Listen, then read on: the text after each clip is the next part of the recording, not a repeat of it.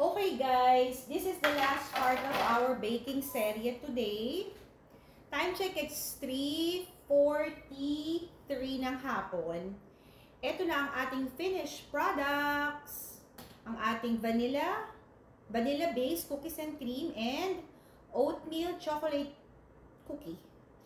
Hindi ko na siya nilagyan ng chocolate chip kasi nga masyadong tatamis. Meron tayong, ilan ba yung sabi ko sa ito kanina? 19 na cookies and cream. And meron tayong 25 na oatmeal. So, ito ang ating babaunin bukas sa ating trabaho.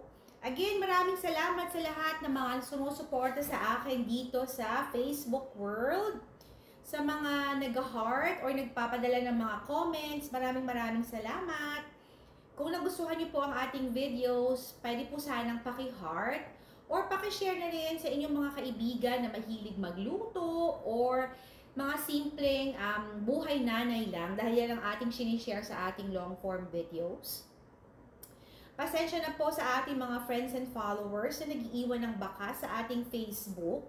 As of yesterday po, ako ay naka-restrict from our bossing Meta. Hindi ko alam kung bakit.